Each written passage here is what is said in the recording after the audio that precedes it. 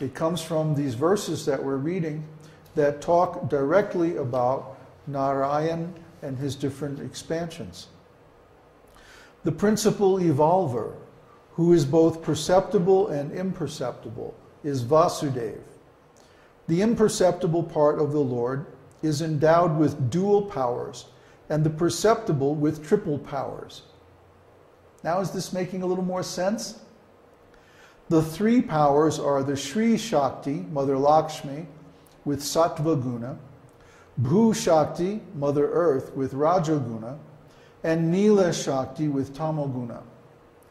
Apart from the three, the fourth kind of Vishnu, influenced by Shri Shakti and Bhu Shakti, assumes the form of Sankarshan with Tamoguna, Pradyumna with Rajoguna, and Aniruddha with Sattva Guna.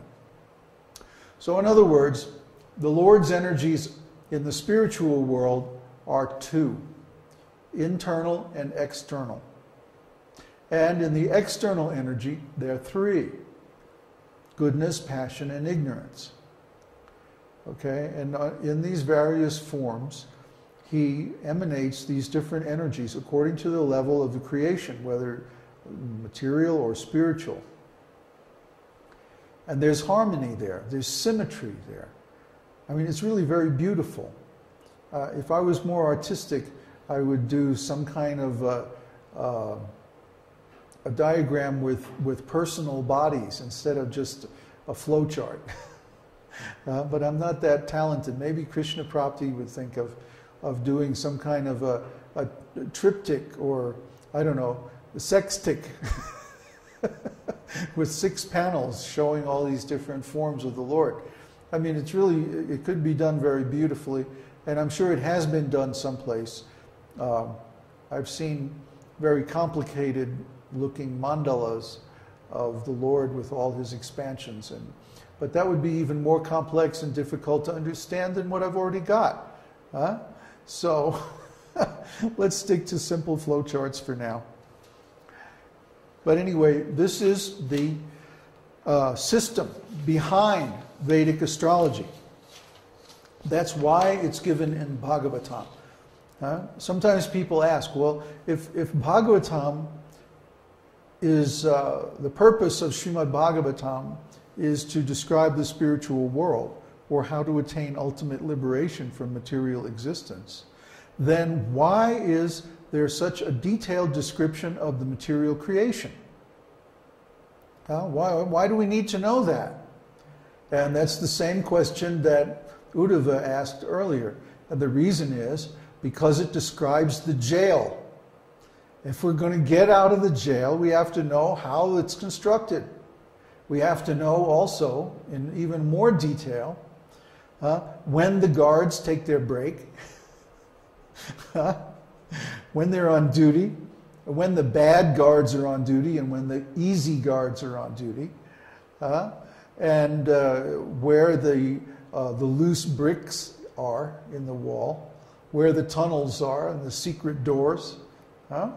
We need to know all this in detail, in so much detail that when it's actually time, we can take advantage of it to break out, get out of the jail. Actually, we can only get out of the jail if the warden wants us to. He'll arrange for the guards to be looking the other way. Then we make our break. So, in some sense, we're guided to leave this material world. But in another sense, we have to do a large part of the work ourselves, if only so that we can reach the conceptual platform where the direct influence of the Lord is manifest to us.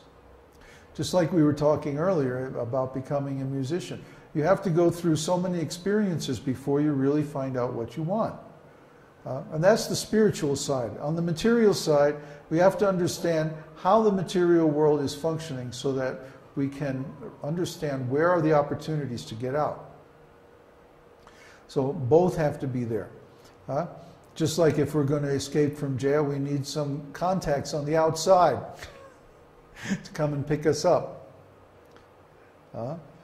So even if we get out of the jail, if there's nobody, you know, if we're not, don't have any collaborators on the outside, then how can we make it? So this process of astrology, or the subject of astrology, includes a complete structural knowledge of the material and the spiritual worlds. It has to. Just like we started in the beginning talking about the tree and the reflection of the tree in the water. If you don't know how a tree is normally, then when you see a reflected tree, it's not going to make any sense to you at all. It's going to be all scrambled and mixed up. So yes, the spiritual reality is all scrambled and mixed up by the waves of time in the material world. So if we know the original picture, then we can start to see how it's scrambled and why it's mixed up.